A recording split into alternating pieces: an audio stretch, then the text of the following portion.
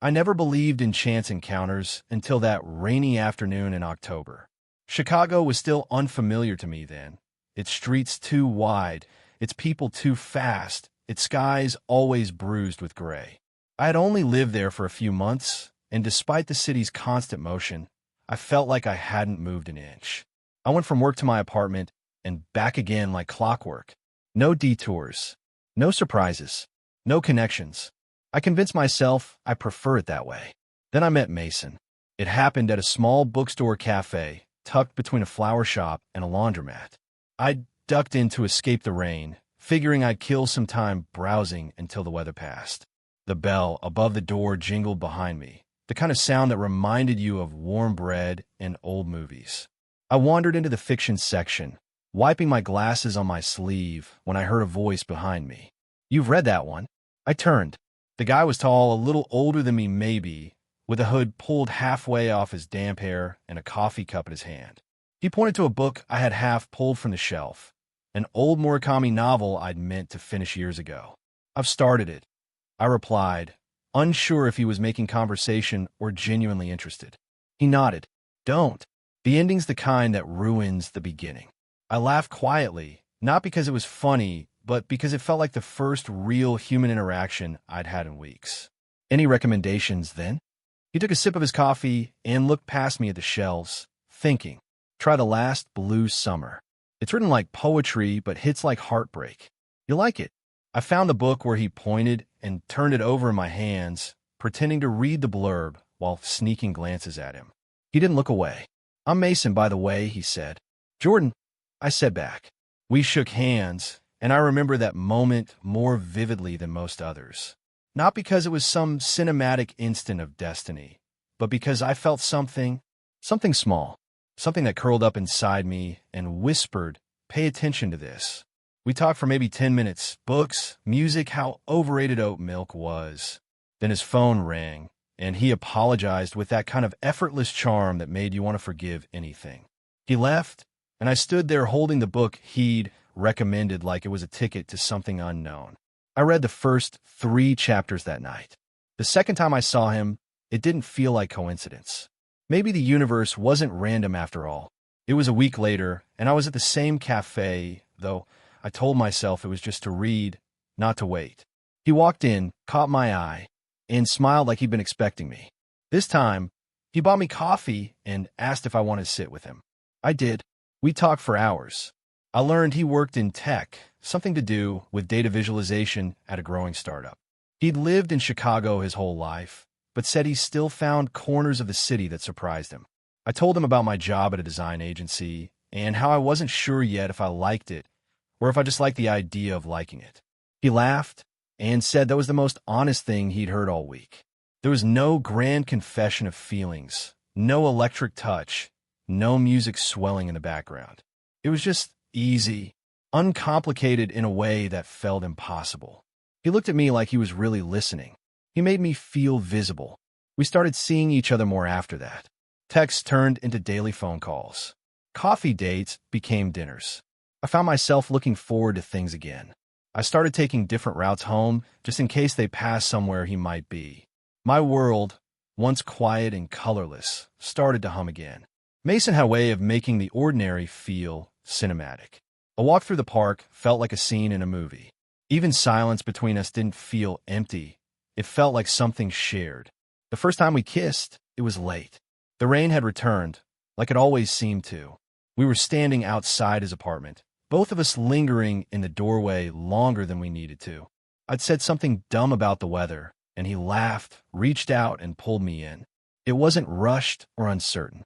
It was slow, confident, full of the kind of tension that builds not from doubt, but from wanting something so badly it feels almost painful. When we pulled apart, he rested his forehead against mine and whispered, "I've been wanting to do that since the bookstore." I didn't know what to say. I only smiled. For the first time in a long time, I wasn't thinking about what came next. Looking back, I sometimes wonder if I should have paid more attention. To the way he always kept his phone turned face down. To how he never liked to talk about the future unless I brought it up. But those thoughts only came later, after everything shifted. In the beginning, all I saw was light. At the time, I believed I'd found something rare, something people write songs about. A connection that felt effortless but deep, the kind that doesn't come around twice. If only I had known just how much that kiss would cost me. Mason and I fell into a rhythm that felt natural, like two halves of a melody finally finding each other. Our lives intertwined in the quietest, most comforting ways. Sunday mornings meant coffee on his balcony, wrapped in his old flannel blanket, his head on my shoulder as the city stirred below us. Tuesday nights were for Thai takeout, and whatever old movie he insisted I had to see. Every part of it felt intimate, not in grand gestures, but in those simple, ordinary moments where you realize someone's becoming a part of your life without asking permission. We spent weekends exploring the city like tourists, hidden jazz clubs, street art alleys, obscure bakeries that only took cash. He made everything feel like an adventure, even when all we did was grocery shop. Sometimes he'd dance with me in the middle of the kitchen while dinner burned in the oven. He loved making me laugh, and I loved how he looked at me like I was the only person in the room, even when we weren't alone. It wasn't perfect. No relationship ever is. But I held on to every good moment like it was proof that this was right. When we argued, it never lasted long. Mason was the type to talk things through, to defuse tension with softness instead of sharpness. I admired that. It made me feel safe. I met his co-workers once at a company mixer. It was in some rooftop bar with cold lighting and overpriced drinks. That's when I first met Reed. He introduced himself with a firm handshake and a smile that didn't quite reach his eyes. Something about him made me feel on edge, not in any obvious way, just off. He seemed too curious about me. He laughed a little too hard at Mason's jokes. I couldn't place it then. I didn't want to. Reed's harmless, Mason had said afterward, brushing it off. He's just loud. I nodded. I trusted him. Clara, my best friend since college, wasn't as easily convinced. I don't know, Jordan, she said over drinks a few weeks later. You talk about Mason like he's a dream, but I can't tell where you are in all this. What do you mean? You're always adjusting to him. His plans, his schedule, his people. Just don't lose yourself trying to keep someone. I got defensive, not because she was wrong, but because she'd hit something I hadn't been willing to see. Still, I shrugged it off. I told myself that compromise was part of love. That Clara didn't understand what we had. But little things started to shift quietly at first. Mason's late nights became more frequent. He'd cancel plans last minute, always with a reasonable excuse. Work emergencies, friends in crisis, bad traffic. I wanted to believe him. I did believe him, until I didn't. One night, after a particularly long week, I surprised him with dinner.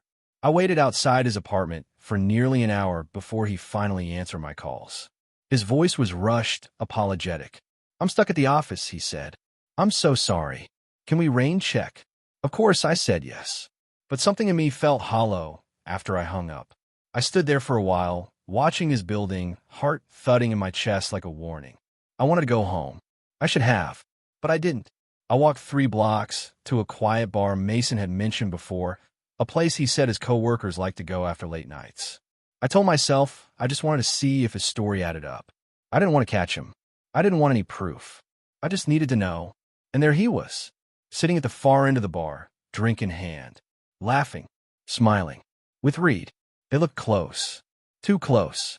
Reed leaned in, said something in Mason's ear, and Mason smiled in a way I hadn't seen in weeks. I didn't go inside. I turned around and walked until my legs ached, trying to convince myself I hadn't seen what I saw, that there had to be another explanation. When Mason came over the next morning, I didn't mention it. I watched him instead. Watch how he moved, how he avoided eye contact just a little longer than usual, how he held me like he was making up for something. I wanted to scream. I wanted to demand the truth. But I stayed silent. Maybe I was afraid of what the answer would be. Maybe I wasn't ready to let go of the version of him I had built in my head. Maybe part of me thought that if I waited long enough, he'd come back to me, really come back. Instead, the distance grew. Slowly, subtly. A hand that didn't linger. A kiss that felt more like habit than hunger. A voice that softened, not with love, but with guilt. And yet I held on. Because when someone gives you the kind of love you never thought you'd have, it's hard to admit they're also the one breaking it.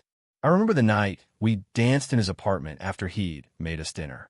He lit candles, played some slow, sad song from the 70s, and held me like he was scared to let go. I leaned my head on his chest and closed my eyes, letting the moment swallow me whole. "I love you," he whispered. "I love you too," I said back. And I meant it. But even then, even wrapped in his arms, I felt it slipping away. Something was changing, and deep down I think I knew. It wouldn't be long before I found out the truth. The day it all unraveled didn't feel any different at first. It was a Friday, cold and overcast, with that kind of quiet tension in the air that only makes sense in hindsight. Mason had texted me early in the morning. Asterisk, working late tonight. Don't wait up, okay? Asterisk. I stared at the message longer than I should have. It wasn't unusual. He'd been saying the same thing a lot lately, but something about this one felt rehearsed. Tired. Mechanical. I typed a quick okay. Stay warm. And hit send before I could start dissecting it too much. I spent most of the day in a haze. My focus at work was shot. I missed a deadline, didn't return 2 calls, and barely spoke during the team lunch. I told myself I was just tired. But the truth was, I was exhausted from pretending that everything was still fine. By the time evening rolled around, I couldn't sit still. I paced my apartment, stared at my phone, opened and closed Mason's chat window a dozen times. I wasn't angry. Not yet. I was just unraveling. Slowly, quietly. Clara called around 7. "You okay?" she asked, her voice cautious. "Yeah, I lied. Just a weird day." There was silence on the other end. Then, "Jordan, do you want me to come over?" I almost said yes. I almost told her everything. The doubts, the nights alone, the gnawing feeling that something was wrong and had been for a while. But I couldn't find the words. "No, thanks though. I think I need to clear my head." After we hung up, I grabbed my coat and keys without really thinking. My legs took me where my heart had already been heading for weeks, toward the place I didn't want to go. The bar was dimly lit, tucked away between 2 office buildings near Mason's startup. I stood outside for a moment, letting the city noise blur around me. Then I pushed open the door. The air inside was warm and low with chatter. I scanned the crowd, pretending like I was just looking for a seat, just passing through. But then I saw him. Mason. He was sitting at a corner table with Reed, drinks in hand, bodies angled too closely, smiles too familiar. Reed's hand was on Mason's arm. Casual, intimate, loaded with meaning. Mason laughed. Not the laugh he gave to strangers or coworkers, but the one I used to get when I said something that made him genuinely happy. I hadn't heard that laugh in weeks. My feet felt heavy, like they'd grown roots. Part of me wanted to storm over, to demand an explanation, to break the fragile illusion I'd been holding together with denial. But I didn't move. I just stood there, watching the truth play out in front of me like a scene from a play I never auditioned for. Reed leaned in, said something I couldn't hear, and Mason's smile faltered for just a second, just long enough to confirm everything. I turned around and walked out into the cold. I don't remember the entire trip home. Just flashes. Streetlights blurring past. My breath fogging in the air. The sound of my heartbeat in my ears, louder than the traffic. Mason called me later that night. I didn't answer. He texted. Then again. Then called once more. Eventually, I picked up. "Jordan," he said, breathless like he'd been running. "Hey, I was going to call sooner, but I saw you." I interrupted. My voice was calm, too calm. Silence. At the bar. With Reed. More silence. Then a sigh. "Jordan, don't lie to me." "I wasn't going to," he said quickly. "Look, it's not what you think. We were just talking. It's been a stressful week and You touched him." My voice cracked. You looked at him like you used to look at me. He didn't respond. And that said more than anything else could have. "I didn't mean for it to happen," he finally whispered. "It was never supposed to get complicated." I felt like I was falling. Like the floor had given out from under me. "How long, Jordan? How long, Mason?" A pause. Then a few weeks. Maybe more. The silence between us stretched so long I could feel in my teeth. "I loved you," I said, barely recognizing my own voice. No, I cut him off. "You don't do this to someone you love." He didn't fight me. Didn't beg. Just breathed into the phone like he was trying to find words that didn't exist. "I'm sorry," he said hollow. Yeah, I replied. So am I. I hung up. Then I sat on my kitchen floor for what felt like hours. I kept thinking about the first night we met, the book he recommended, the way he smiled, how I thought fate had finally handed me something good. But maybe fate didn't work like that. Maybe it didn't care who you were or what you deserved. Maybe it just gave you pieces, and it was up to you to realize which ones didn't fit. I wanted to hate him. I wanted to erase every memory, every laugh, every kiss. But the truth was, love doesn't disappear just because it's betrayed. It lingers, even in the silence. The days after that night passed like shadows, silent, cold, and hard to hold on to. I didn't speak to Mason. I didn't answer his texts. I didn't block him either. Maybe part of me still needed to see if he'd try. He did for a little while. A message every morning. A voicemail once. Just breathing and a whispered, please. But eventually, even that faded. I stopped going to the cafe. Stopped walking past the bookstore. I avoided the street near his apartment and took different routes to work, like I could somehow dodge the pain by rerouting my steps. I kept his hoodie, the soft gray one I used to wear when I stayed over, buried in the back of my closet. I couldn't bring myself to throw it away, but I couldn't look at it either. Clara came over a few days later. No questions, just arms full of takeout and her quiet, steady presence. We didn't talk about him that night. She just sat beside me on the couch while we watched reruns of some show we used to love. I pretended to laugh when she did, and she pretended not to notice the glassiness in my eyes. I didn't cry the way I thought I would. There were tears, yes, but they came in strange waves. Not loud and messy, but quiet and sharp, like a paper cut you don't notice until it starts stinging.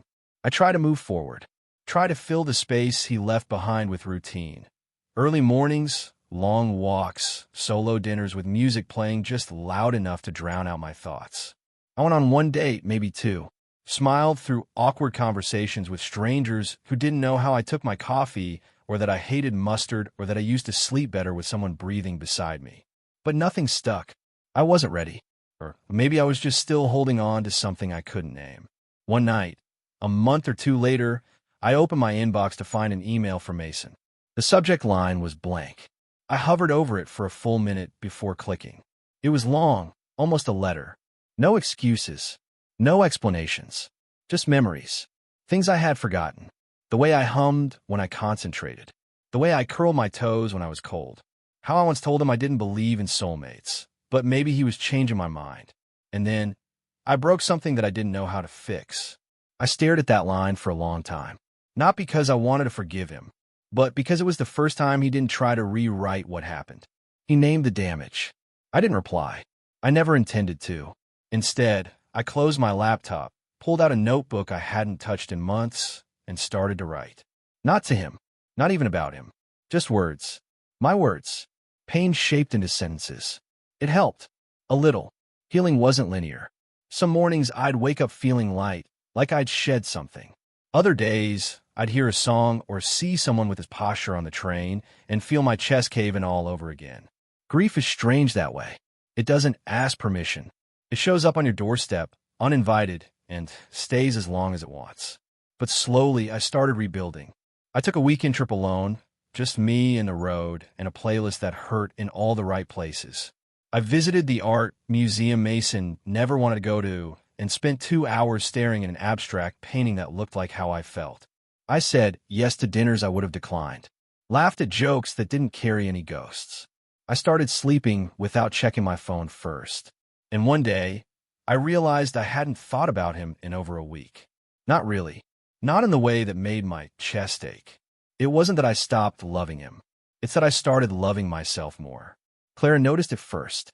"You're lighter," she said one evening as we shared a bottle of wine on her balcony. "Lighter?" "Yeah," she smiled. "Like you're finally breathing again." I didn't respond right away, but I knew she was right. The pain hadn't disappeared. It had just changed shape. Less of a wound, more of a scar. Something that marked me, yes, but didn't define me. I started journaling every night. Not about him, just about me. My thoughts, my days, the way the sky looked through the kitchen window at dusk. For the first time in a long while, I was interested in my own life again. And yet, part of me still wondered if he ever passed by the bookstore cafe. If he ever stopped to remember how we met. If he missed me in the quiet way people miss things that mattered. But it never reached out. And neither did he.